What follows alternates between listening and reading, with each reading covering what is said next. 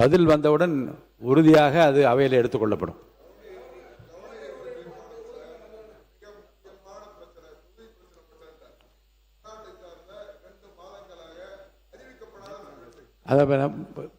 ஒரே பதில். கவன ஈர்ப்பு தீர்மானம் அனைத்தும் ஆய்வு செய்து துறைக்கு அனுப்பப்பட்டிருக்கிறது. விரைந்து பதிலளிக்குமாறு எப்படி வினாக்கள் விடைகளுக்கு பதிலளிக்க வேண்டும் என்று கோரியிருக்கின்றோம், அதே போன்று துறை சார்ந்த அதிகாரிகள் கவன ஈர்ப்பு தீர்மானத்தின் மீது அதிக கவனம் செலுத்தி விடைகளை தருமாறு கேட்டுக்கொள்கிறேன்.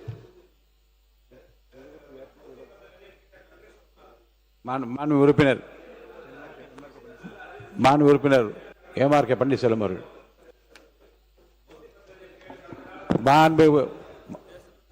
இந்த கடந்த காலம் வேணாங்க, இப்போ இருக்கிற நடைமுறை எனக்கும் தெரியும், விதி உங்களுக்கும் தெரியும். 110 விதியின் கீழ் மாண்புமிகு முதலமைச்சர் அவர்கள் அறிவிப்பு வெளியிட்ட பிறகு விவாதம் கிடையாது. மாண்புமிகு உறுப்பினர் MRK பன்னீர்செல்வம் அவர்கள் பேசலாம். மாண்புமிகு பேரவைத் தலைவர் அவர்களே, இந்த மாமன்றத்தில் நாங்கள் எதிர்கட்சியாக இப்போ பேசுகிறோம் உங்கள்கிட்ட. கடந்த வருஷம் அங்கே உட்காந்து பட்ஜெட்டை படித்தோம். ஆக இப்போ புதிய ஆட்சி புதிய அமைச்சர் இங்கே பட்ஜெட் வேளாண் பட்ஜெட்டை படித்திருக்கிறார்கள். ஆனால் நான் படித்த புதுசாக மாற்றம் சொன்னாங்களே, மாற்றம் புதுசாக பட்ஜெட்டில் வரும், விவசாயிகளுக்கெல்லாம் வாழ்வு வரும். இன்னும் சொல்ல போனால் முதலமைச்சர் வேற சொல்லுகிறார். நாங்கள் தஞ்சையில் பேசியிருக்கார் தேர்தலுக்கு முன்பாக.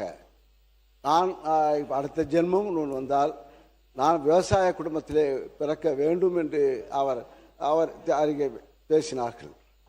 இப்போ முதலமைச்சராக இப்போ இந்த தேர்தலில் அப்போ பேசும்போது ஒரு 5-6 மாதத்துக்கு முன்பு பேசும்போது எதிர்பார்த்திருக்க மாட்டார். இப்போ ஆட்சியினுடைய ஆட்சி தலைவராக முதலமைச்சராக பொறுப்பேற்று வேளாண் பட்ஜெட் இப்போ இதுக்கு இங்கே எங்களுடைய தலைவர் மு.க. ஸ்டாலின் அவர்கள் கொண்டு வந்த திட்டம் வேளாண் பட்ஜெட் 5 ஆண்டு காலமாக நாங்கள் இந்த தாக்கல் செய்திருவோம்.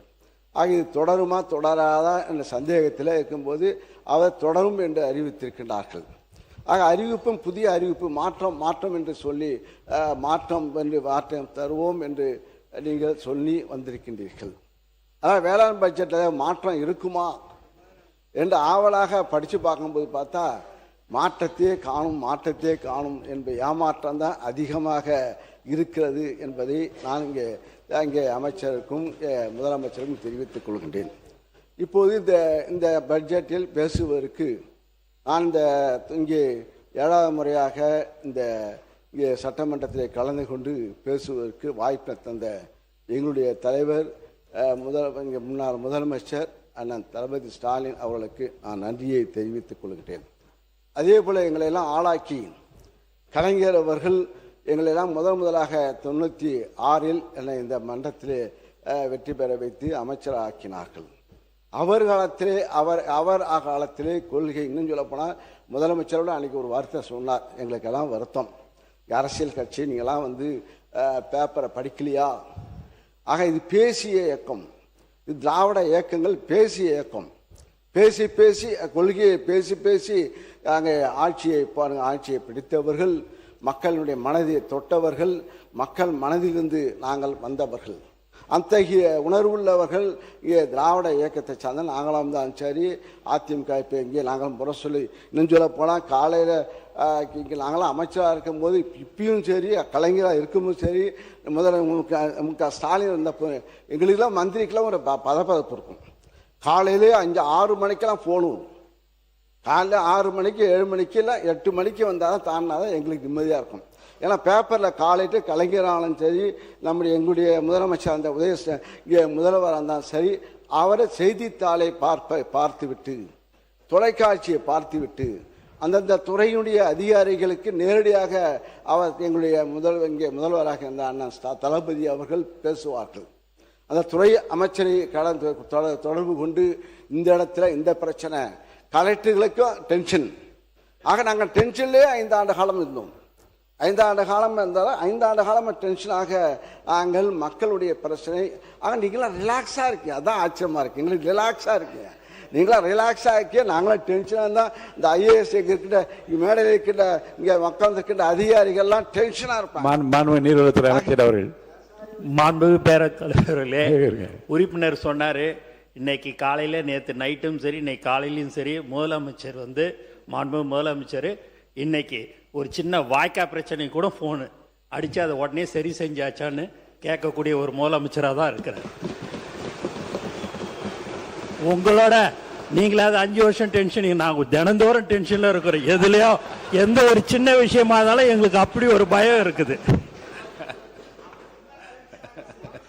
மாண்புமிகு அமைச்சர் பிஸியாக தான் இருக்கார். அவர் பிஸியாக இருக்கார். ஏன்னா எல்லா கட்சியும் தொண்டார் அவர் பார்த்து புதுசாக வந்த இயக்கம். நாங்கள் 97 நாங்களாம் எதிரியாகும் போது எங்களுக்கு அதே போல் தான் இளைஞர்களும் வந்து எங்களை கேட்பார்கள். இனிமேல் தான் உங்களுக்கு தெரிய போகுது. பாருங்க, மேலே எதிர்பார்க்க போது பேசும்போது பேசுவது எளிது, ஆக நடத்தும் போது தான் தெரியும் கஷ்டங்கள். பாருங்க, இன்னும் கொஞ்சம் 3 மாதம்தான் ஆயிருக்கு. இப்போ பாருங்க, விவசாயிகள் போராட்டம் இல்லாமலே 5 ஆண்டு காலம் வாழ்ந்தார்கள். அதை பாராட்டணும். 5 ஆண்டு காலம் தமிழகத்தில் விவசாயிகள் போராட்டம். நானும் முதலாக தஞ்சையில் போய் விவசாய கருத்து கேட்பு கூட்டத்தை நடத்தும் போது எப்படி வெடித்தது, அதை தாங்கி ஒன்னொன்னாக இன்னும் சொல்ல போனால் இங்கே இருக்கின்ற அமைச்சர் பெருமக்கள், நேரு பெரிய விவசாயி, மாடெல்லாம் வளர்க்குறாரு, மாடு கிட்டத்தட்ட 1000 மாடு வளர்க்குறாரு, விவசாயம் 1000 ஏக்கர், வாழை தென்னை மரம் எல்லாம் நெல். அதே போல் வேலு அவர்கள் டிராக்டர் ஓட்டுவார், புதிய அண்டை வெட்டுவார், வயலில் அண்டை வெட்டுவார். நீங்க செங்கோட்டையனு மாண்பு பேரவைத் தலைவர் அவர்களே, மாண்பு உறுப்பினர் அவர்களை சிக்கலுக்கு விட்டு விடக்கூடாது. ஏனென்றால் சீலிங் இருக்கிறது, அதில் மாட்டி விடுவாங்க.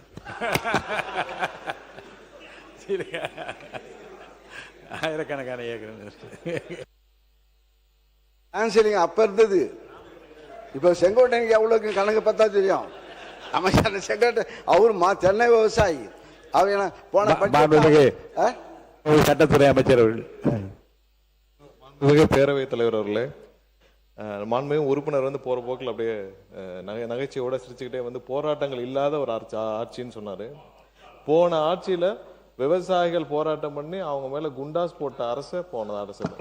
எத்தனை பேர் குண்டாஸ் போட்டு அவங்க எவ்வளவு கஷ்டப்பட்டாங்கன்னு தெரியும். விவசாயிகள் போராட்டம் கடுமையாக அடக்கப்பட்டது, எல்லா இடத்துலையும் அடக்கப்பட்டது. அவ்வளவு வழக்குகள் இன்னும் நிலுவையில் இருக்குது. அவ்வளவு பேர் நிலுவையில் உள்ள வழக்குகளை வாபஸ் பெற சொல்லி போன வாரம் தான் விவசாயிகள் சார்பாக பெரிய கோரிக்கையும் வைக்கப்பட்டது. ஸோ அதை இங்கே குறிப்பிட விரும்புகிறேன். நன்றி. மாண்பு உறுப்பினர், நீங்க பேசலாம். பேரவைத்